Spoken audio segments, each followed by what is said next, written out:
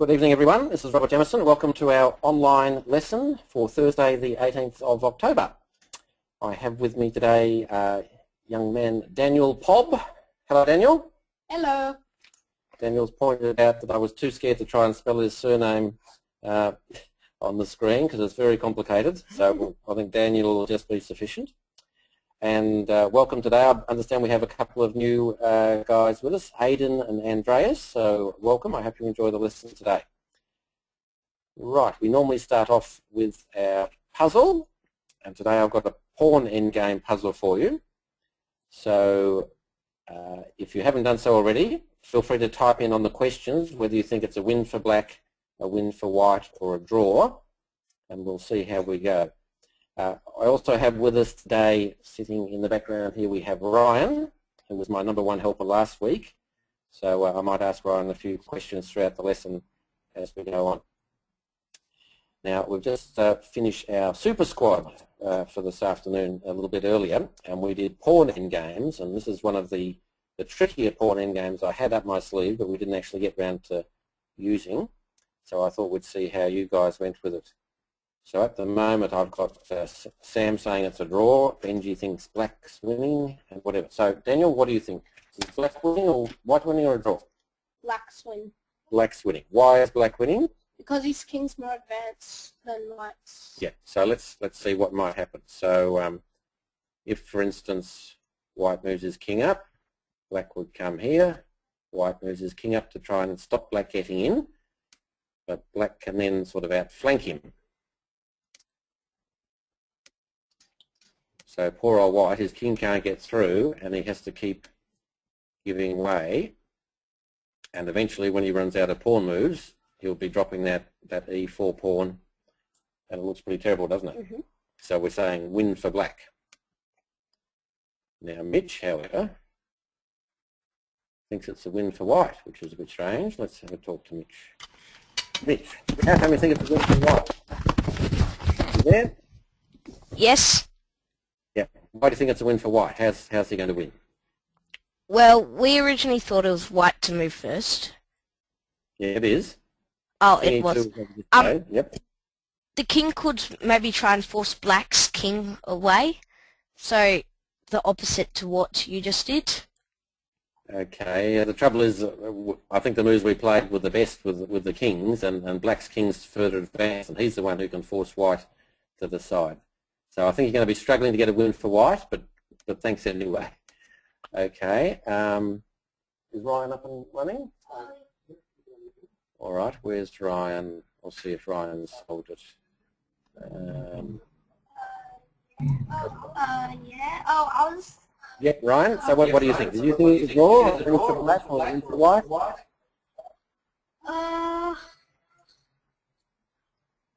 I think black looks a little bit like winning because of white's pawns. They look a little bit weak. Yeah, they're all pretty weak, and the line I played is a win for black. All right, thanks, Ryan. All right, now that's the obvious result, but this is a puzzle, guys, and puzzles are sometimes tricky. So, what I told the supergroup earlier tonight, when they couldn't solve a problem, is not only do you just analyse moves, like Daniel and I have just done, but sometimes it pays to look at the big picture and see if you can get an idea. So let's say white's trying to draw this. So now how could he get a draw? Because it looks like his pawns are dropping. So he can't get a triple repetition. There's plenty of ways black can run him out of moves and stuff. And he's going to drop some pawns. So what's the only way? Stalemate. Stalemate. Okay, now there's a thought. Could white somehow get a stalemate? What do you think, Daniel? Is there any sort of possibility of a stalemate? There is, but not a big one. Not a big one. Okay. Well, let's have a look and see what white could do if he was really sneaky. Looked at the big picture.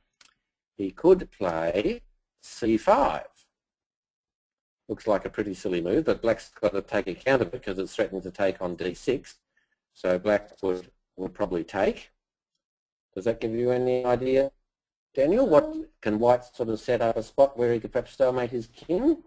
Yeah, maybe. Where? Where would he get his king to get a stalemate?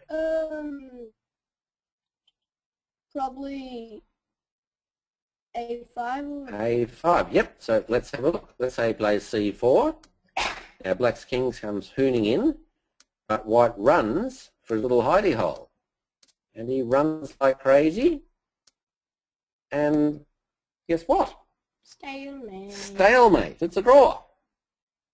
So that was a surprise result from what looked like a hopeless position. And we worked it out by looking at the big picture rather than just leaping into analysing moves. So I hope you guys enjoyed that little puzzle. Okay, now let me see if I can fight my way back to Microbase. Now we're using Microbase for these lessons, which I think is going to be an improvement because I can do a few visual tools on the screen that we didn't look at before. But I'm not totally familiar with it, so you've got to keep your fingers crossed that I press all the right buttons here. Okay. Kind of good stuff. All right. So Daniel's kindly sent me through some of his games, and this is the second time you've been in here, isn't it, Daniel? You were in here once before? All right. Now, when we looked at your games before, what did we identify was one of the problems with your play? Can you remember? Keep taking knights with bishops. Yeah. You very much like taking pieces, even if there wasn't a really good reason to take. So you move your bishop out, you take his knight, and say, you beauty, I've swapped off a piece. Okay, so the question is, have you improved since then, and maybe do less swapping? What do you think? All right, we hope so. So we'll have a look at a couple of your games and see how we go. So this was against Alistair. Now, this was down at the training camp in Hobart, was it? No, this was on Tuesday. On Tuesday? Oh, even better. So this is right up to date. So you'll be playing with full knowledge of what you should be up to. Right, so you're black. Let's get started and see how we go.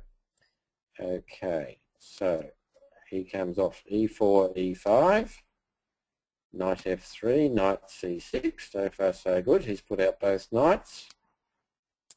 You've done something a little bit different, moving bishop B4. I don't like 4 knights.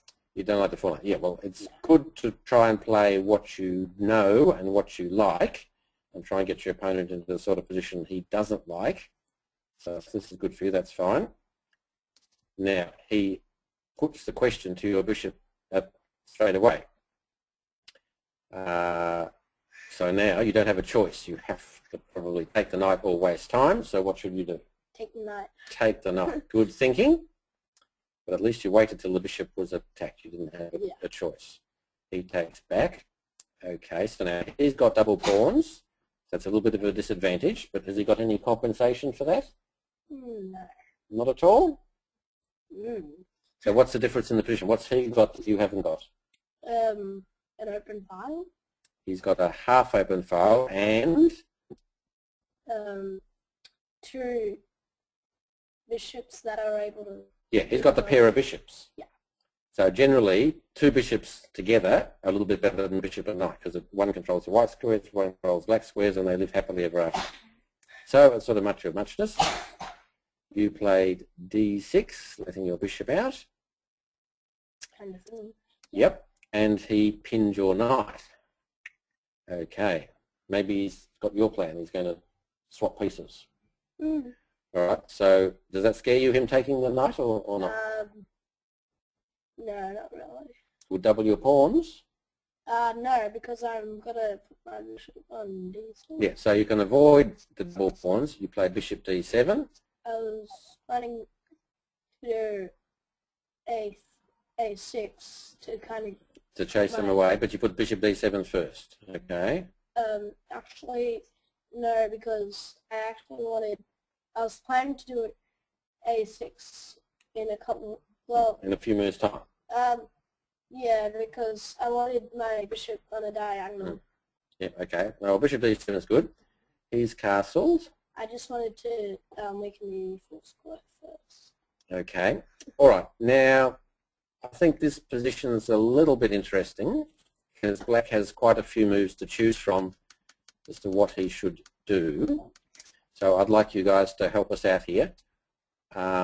What move do you think black should play here? So type in on the question what move you like. Black to play. Come on, I want some things in the question. So you could, for instance, play a6, you could play knight f6, you could play f5, you could play queen e7, you could play h6.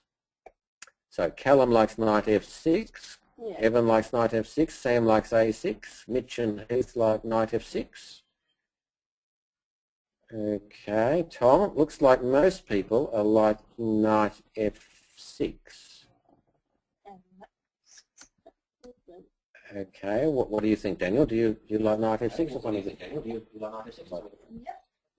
All right, I'll test with Ryan over there. So Ryan, what would you choose? I don't think knight f5 is. I mean, knight f6 is that bad. So you do that, or there's another move you prefer? So maybe knight e7 for me a future f5. Good point. Thank you very much, Ryan.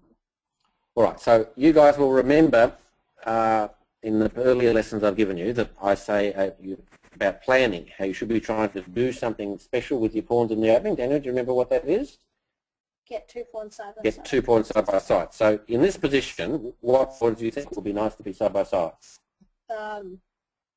Either the f pawn and the e pawn, or the d pawn and the e pawn. All right, now, is your d pawn going to get side by side with the e pawn? No. No, because it's covered by too many pawns. So ideally, for black to get some play in the middle game, he'd be wanting to try and get f5. So the ideal plan would be to get f5. So the question is whether you perhaps do that now, or maybe, like Ryan said,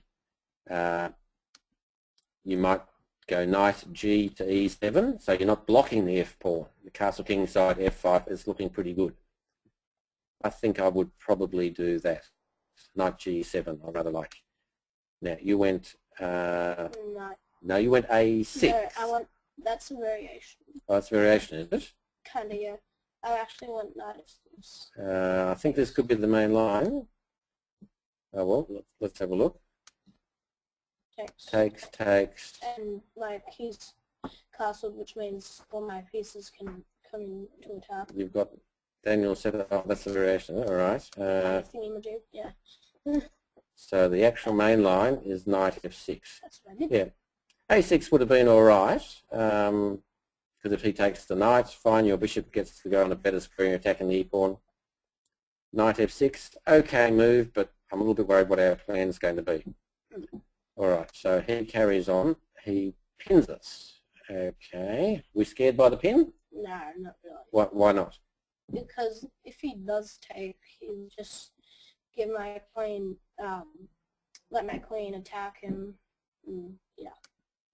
Yeah. So if he takes here, he's just wasting time because your queen can recapture with developing move. So that's not much drop. Okay. So you played queen e7. Now, okay. So you're perhaps planning to castle queenside? Would that be a thought? I was actually wanting to see which side he was going to attack first, then I would castle the... Okay, so you're waiting. Side. You're preserving your options. Yeah, kind of thing. All right, that's not too bad. Now he took. Good move, bad move? Bad move. Bad move. Waste of time. He's giving up his lovely dark squared bishop for a knight and taking 2 moves to do it. So that was a bit silly of him. h3. Okay, so he didn't want you to pin him. What do you reckon you should do now? You decided which side you're going to castle on? No, not really yet. Not really yet. Okay. I may have... I'm kind of thinking in the back of my head queenside. Okay. Why would you prefer the castle queenside? Because there's less threats on the queen side than the king side, kind of thing. Okay. And so you'd attack him on the king side, is that the idea? Yeah. All right. So Joe is suggesting bishop takes h3, which will be all right if the knight wasn't protected, but the queen's protecting it, so that will just lose a bishop for a pawn, Joe. Okay, so you went castle queen side, looks okay. He dropped his bishop back there. What's he doing? Why did you do that? I can't understand that one. Looks like a total waste of time. Okay. So the question is, what should Daniel be doing here? So in the question box, guys, in general, not a specific move, in general, what should Daniel be doing now? They've castled on opposite sides of the board. His opponent sort of just made a non-move wasting time. So Daniel's sort of free head, he can do what he wants. So we need you to give him a general idea, general plan. So should he be attacking somewhere or making his king safe or throwing his pawns forward? Should he be attacking on the queen side in the center, on the king side? What should he be trying to do? Evan says try and play f5, which would be the 2 pawn side by side idea. Bradley says march pawns up. Joe says activate the rooks. We haven't got any open files yet, so that's a little bit of a worry.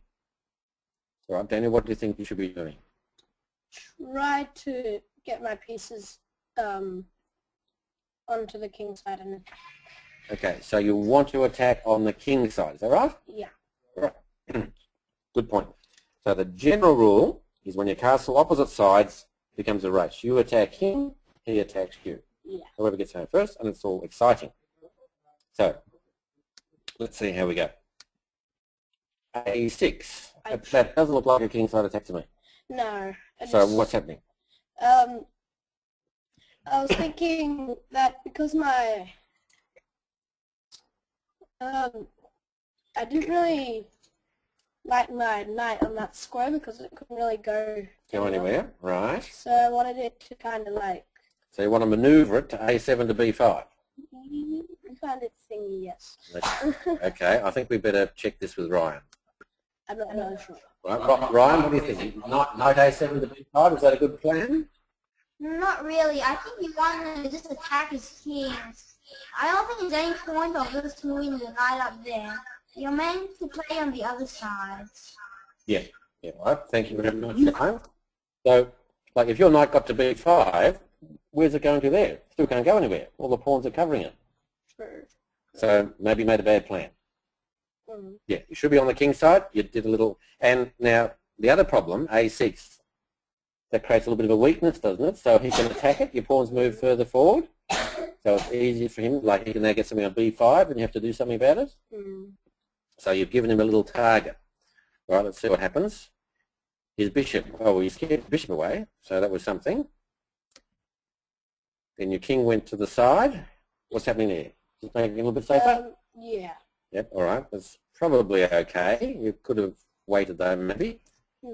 C4. All right, so he's throwing his queenside pawn forward a bit. What do you want to do now? Not really sure. Get maybe the H rook into the game and. So how can you get your H rook into the game? Maybe take it to E8. E8. E8. So is the E file going to open? So like rook to E8. But like maybe then try and kind of put it on E6 and then like. Well, the queen's going to get out of the way and it's going to swing across or something, is it? Yeah, kind of thingy. Yeah. Okay, sounds a bit dodgy. Yeah. Okay, I wonder if someone can help us out with a plan. We'll talk to Andreas. Sometimes I don't know what I'm doing. Are you there, Andreas?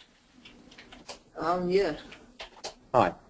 So Daniel's struggling a bit for a plan here, I think. He's looking at rook E8, but the file's not open. So have you got any thoughts sort of how he should be attacking? What would you do if you were black?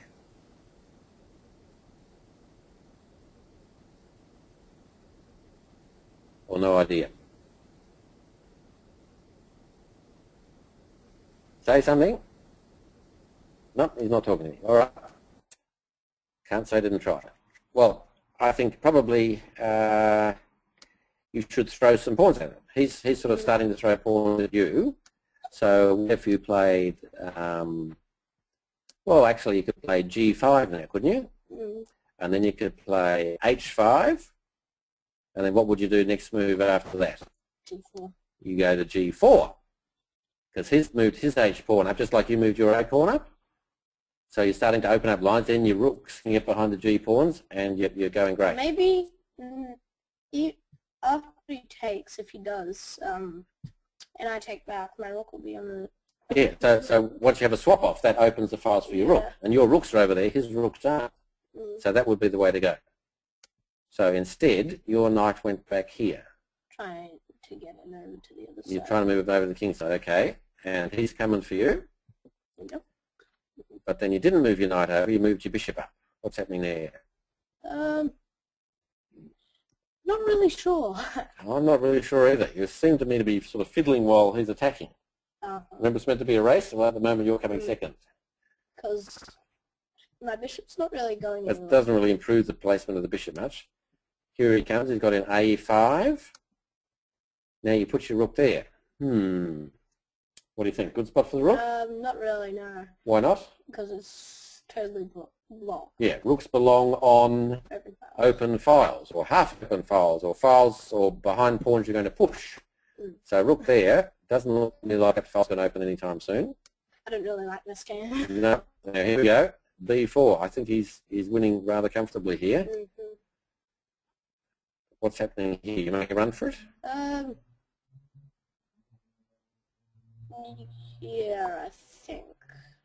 I don't know. I'm not sure either. So he's putting the rook behind the pass pawn, so he's going to push b5. So he's got his rook ready behind it.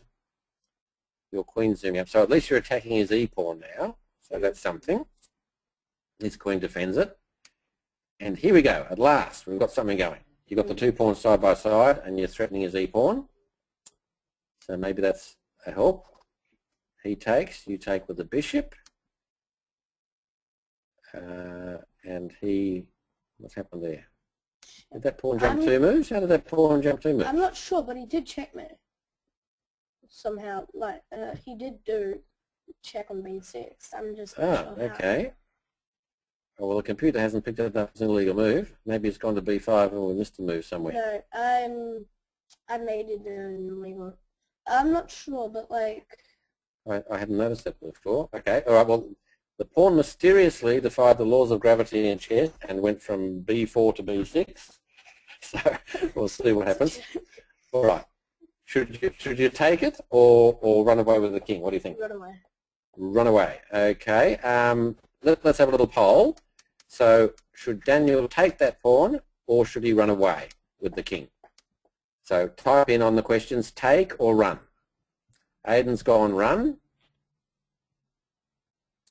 Sam's gone run. Mitch run. Haran run. Andreas wants to take. Heath wants to take. Benji's a runner. Joe's a runner. Bradley's a taker. Yavini's a taker. Callum's a runner. They're a bit all over the shop. Evan says take. And where do we run to? That's another question, I suppose. Do we go to B8 or A8 or whatever? So you reckon run? Yeah, run. Okay, so let's just have a look. So if take, wait a minute. If he goes take, what's white going to do? Take that. With a pawn, his queen's attacked. So your king is going to hide somewhere, maybe here, say. And he's got to move his queen, right? Yeah. All right. So how safe is your king here? Not very. Are there any open lines, sort of, that his opponent's pieces can come in on at the moment, or you've got a couple of pawns blocked? He can put his queen behind the c4 pawn and push that. But he's still got to get past that a6 pawn and b7 pawn. So your king's got a bit of a hidey hole. A bit, but not okay. But you went back. Okay, so now instead of moving his queen, he takes, you take. Okay, now how safe is your king here? Not as safe as before. Not as safe as before, because his rook's on that half-open line and your king's sort of all area around it. So probably a wrong decision. So all those of you who said take, well done, that was probably better than the running. So he moved his queen. Now he's on our B pawn. So you protected it with a rook. He went up for a check. Now, where should you go? Should you go to D7 or to C8? I want C8, but now that I'm looking at it, probably D7 here. Yeah, C8 just seems to be dropping that pawn for nothing. D7, at least you're hanging on to the pawn. So I think D7 maybe. Yeah. So he made a bit of a boo-boo there. So he's got a pawn. And I took the mate. Okay, and he's also attacking your E pawn. Okay, so you took this one. Okay, so now hang on, wait a minute. So let's just say he's played Queen takes D6. So you want to take on C2. Tell me about that. Is that the best move? Maybe it is. You're picking up a pawn and you're attacking his rook. What did you expect him to do in reply? Maybe attack my bishop. Maybe. Attack your bishop, or you take his rook. So what's White attacking at the moment? Has he got an attack going? Yeah. So what's he attacking? The E5 pawn. So like for instance, takes. He could perhaps play here, can't he? And now he's got a nasty threat. Yeah, that's nice. Queen E7. D7 rather. Checkmate. Rook can't cover it because the knight would be attacked. Now you could drop your bishop back, like so. But then it's his turn and he's still attacking, sort of thing. So I reckon that'd be pretty good for black. So what could you have done instead? So instead of taking on C2, have you got a defensive move that'd be good? So he's attacking your E pawn, and you need to get your men on the queen side to cover your king, make a king safe. What could you do? Maybe knight C6. Yeah, knight C6 would probably be okay. Puts the knight on a bit of the square, covers the E pawn, opens up the rook, and you're probably hanging in there all right. Not too bad. But you took, and you offered a draw. And he accepted. Right. So, moving to the question, why did you offer a draw? Because I thought my position was a little crushed, and so I thought it was better for him, so I'd sucker him in and offer him a draw, and if he takes it, you beauty, I've saved my... Okay. And he sort of fell for it and accepted? Yeah. All right. Interesting. There's a lot of play in the position, obviously, and probably after knight takes E5, White's winning. So offering a draw was a sneaky tactic when you thought you were losing, and we got a draw out of it. All right. So what can we learn from that game?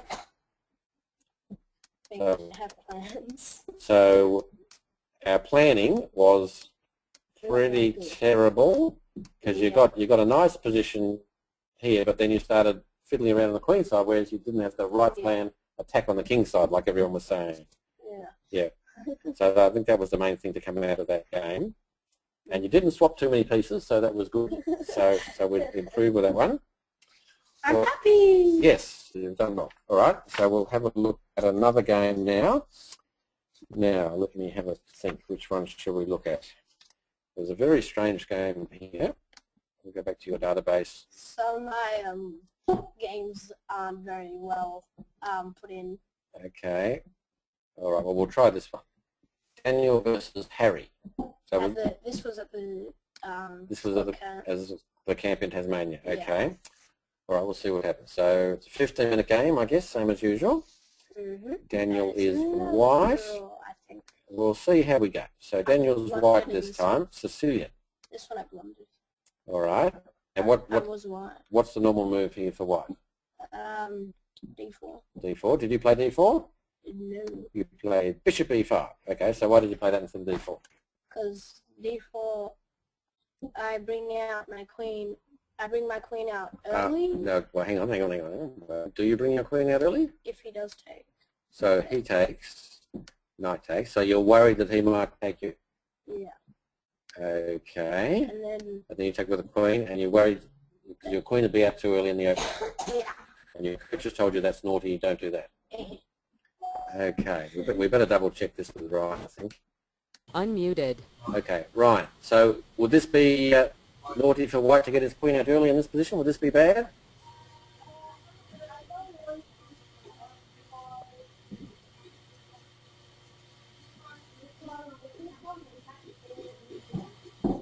Yeah, very good. Thanks, Ryan.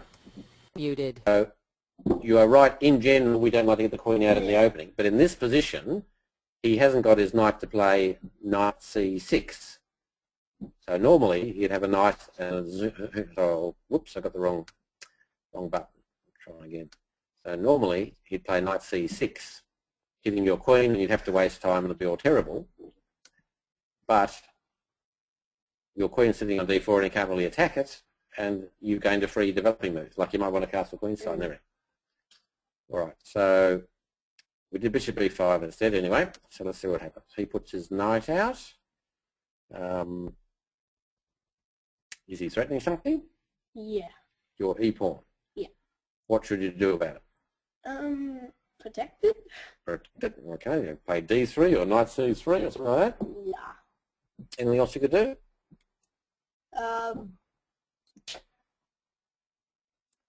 Sam's suggesting something.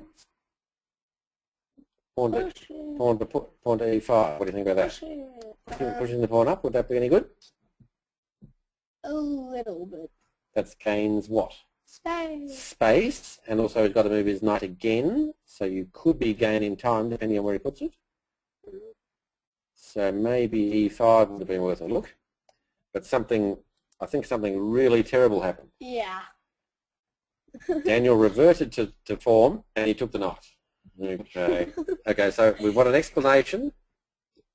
Take 100 lines. Why did we take that knight? Was it going anywhere? No. No. Was our bishop attacked, so we had to take it? No. No. So we just sort of wasted time to give up a bishop for a knight, maybe. You sort of double his pawns, but still. It's better to wait till the bishop's attacked if you really want to take that knight. Right, so that was... Thanks, than bishop. Yes, well, bishops are pretty good. So his pawns come closer towards the centre too, so he's controlling a bit more of the centre. Now, you made a very, very, very strange move here. You remember? I can see it. Knight e5. Oh, cheating, all right. Well, I'll have to lose. So why on earth would you play knight e5? Not so sure, actually. So, is it threatening anything? No. No. They don't. And is it breaking one of our rules? Yes. What rule is it breaking? You don't move the piece twice in the opening. Yeah, unless you really have to, and we don't really have to here. So knight e5, weird and wonderful move. Don't understand. He went rook there. Not quite sure why he does that, but never mind. You did castles, so we're sort of ignoring that pawn on e4. Have you got a master plan if he takes it, or are you just losing a pawn? Losing a pawn. I think you're just losing a pawn. But Harry wasn't in tactics mode, I think, because he made your knight on e5 look good. He played the really strange d6. So Daniel went, you beauty, that's why I put my knight on e5, so I could win a pawn in the exchange. So how lucky was that? Lucky. Very lucky. So move the queen, you take the rook. Okay, so now we are a pawn and the exchange ahead. Should be easy win the flush, shouldn't it? Yeah, but I made a very big one. Hopefully. Big one. All right, we'll see how we go. Okay, so you went knight c3, so that's good. That's developing and protecting the pawn at the same time. He developed his bishop. Now he's attacking your pawn. So you went d3, so defending it, opening a bishop. Well, that's cool. Now he was a little bit naughty. He should probably play, say, e6 or g6 and then get his bishop out. He went d5. All right, so we need your help again here, guys. He is threatening to take our e-pawn.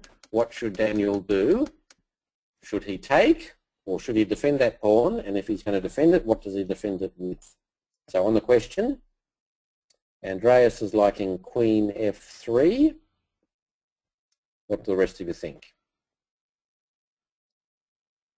Should we defend the pawn? Benji wants to take? Or should we take? Yevgeny's gone to defend but hasn't told me with what. Sam wants to play f3. Aidan wants to take.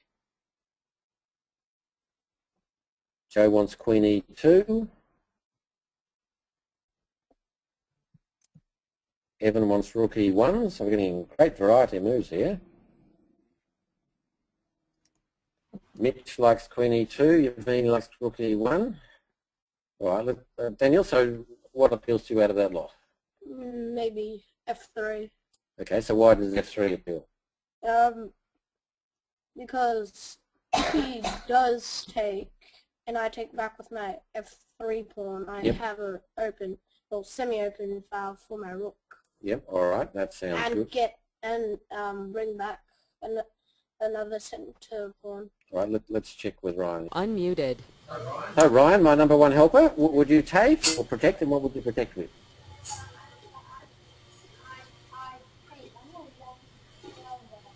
You want to take? Okay. All right, so Ryan says take. Muted. Do you mind, or you still like f3? Still like f3. All right. You played f3. All right, now the only trouble is, what if he doesn't take? What if he's not a Daniel Pob who likes taking, and he sits there, and maybe he plays e6 or something? What are you going to do then? Bishop a3 and just like develop. Bishop e3, you'll play d4. Ouch. But see, your pawns, they haven't got any flexibility. There's a pyramid pawn structure. So you haven't got your two pawns side by side that can help each other march up the board. And because he didn't take, you haven't got half open off of the rook. So f3, I think the best probably, maybe queen e2. The reason for that is we're developing a move and we're covering the threat. So we're doing like two things at the same time, whereas f3, we're not really developing a move. So just a little blunder, maybe f3, but we were in luck because he took. So you took back with the f pawn, so that worked out well. We've still got our centre pawn. He's got an isolated c pawn and our rooks in play. And he decided he wanted to finish out his bishop. Now you went bishop g5, so that's sort of okay. You're threatening. I know. We'll wait for it. He develops his bishop. You put your queen up there on supporting the bishop. That looks pretty good. He went a6. I'm not sure why. I'm not sure why either. Looks like a total waste of time because your knight really wasn't wanting to go to b5. So he should have just castled and gotten on with or something. Okay. So what do you reckon you should do here now? You're still exchanging a pawn up, so it's all looking good. You've castled, got a foothold in the centre, you've got no weaknesses. Beautiful. But you've got to think of something to do. Yeah. So what are you going to do? Maybe develop my other rook on a1. e1. Yeah, we'll move your rook from a1 to e1, you think? Maybe so. What an absolutely excellent idea. Rook a1 to e1. Then push the pawn. Yeah, so I've been stressing throughout all these talks for you guys that most of the time you attack too early. And what you should be doing is building up, getting all your pieces ready, then you do something. So the only piece that Daniel hasn't got working from is that a1 rook. So rook a to e1, that would be a cool move. Unfortunately, you did a non-cool move. You did e5. Too early. Did you expect him to have a particular reply to e5? Yeah. What did you think he was going to do? Take. So is that good for you? No. So why did you give him a free pawn? I'm not sure. I'm not sure either. I'm not sure. It's sort of opening lines for the rook, but still it's a free pawn. So were it me, I would take the free pawn. But he chickened out, so you bluffed him. And he went knight d7. All right. Don't give away the secret. Don't tell them I made a huge boo-boo. All right, so we need a bit of help here again. Do we so have to show this online? yep. Oh, come on. So guys, what should Daniel do here before he makes a huge boo-boo? So his problem is that his e-pawn is now attacked 3 times, defended no times. So if you were white, what would you do? Can you think of any good idea for Daniel? I'm not going to scare them. At least I'm going to No one's coming up with any ideas? You're all baffled. Yavanis wanting to play e6 with a lot of question marks after it. Sam and Heath want queen f4. Joe wants e6. Anyone else got any ideas? I hate this. We've only got 2 moves so far, queen f4 and e6. Do either of them appeal to you? I did one of those in the game, but I'm not telling. Rook, And one of them... you didn't actually do one in the game. Rook 8 e1. So what now? Let's have a look here. E6 doesn't it just lose a pawn for nothing? Why would you want to do e6? Not quite sure. So he would take you, yes, because you've got a double attack on the pawn and knight. So you've lost your pawn. Why would you want to do that? I'm not sure. You're not sure? All right. We'll have to ask someone then. Maybe Joe's around. And maybe I didn't see the... Joe, are you there? Yeah. Okay, you wanted to do e6. It just loses a pawn for nothing like on the screen. So why do you want to do e6? Tell us about that. Because What's the good point about it? you're gonna lose your pawn anyway, so you're doubling His pawns, yeah? Harry's pawns, and then you can put your rook onto the file. And attack it and stuff. Yeah. Any other advantage from him having to take that pawn on e6? What can't black do now? Castle. Yeah, you stopped him from castling, so his king will be trapped in the middle. So you're going to lose the pawn anyway, so probably e6 would be good. So that was excellent. Well spotted. Thank you, Joe. So I think I would have done e6 as well. Daniel's trying hard to leave the room, but he played queen f2, and his opponent naturally saw Daniel's threat of queen takes f7 check, so he took the pawn. And then, now what happened here, Daniel? I didn't see that night. You didn't see. So you made probably not the greatest move in history, queen f7 check, and he took you. Yeah. Okay. Very bad move. All right, so let's see if we can remember. So he just played knight e5. What's going through your brain? You thought, you beauty, I can check you. A kind of thing, yes. So you thought, oh, he's ignored my threat, he's just taken that pawn back. I think I should have took the c5 pawn. Yeah, did you spend much time over it? No, I don't think so. You weren't in time trouble though or anything? No. No. So what have I been telling people? When your opponent makes a move, what you should say? What is he threatening? All right, now he's threatening nothing. So it's your turn to move. So you decide on your move. So you're sitting there saying, you beauty, I'm going to play queen f7. But just before you make it, what do you do? Count to 3 and check if it's a good Count to 5 even. Oh. And have a look around and just do a quick double check to see it's not a huge blunder to lose the queen for nothing and stuff like that. All right, so you forgot to do our little checking process, and it was sort of bye-bye game. Would I? But we played a few moves like so, I'm not sure. and then the score sheet self-destructed here according to Daniel, and somehow it was a draw. Yeah. You don't remember, did he blunder his queen back again? Or? No. I had my 2 rooks around my king, and it was hard for him to get through or something. Yeah, and he thought he was under time pressure when there was extra 10 seconds, so he... All right. So he... He accepted your offer of a draw again. Something. Yeah. Well, we've learned something today. We've learned that you are a really brilliant draw offerer. So even if you do take too much, you are fantastic at offering draws in lost positions and fooling your opponent into taking it. So well done.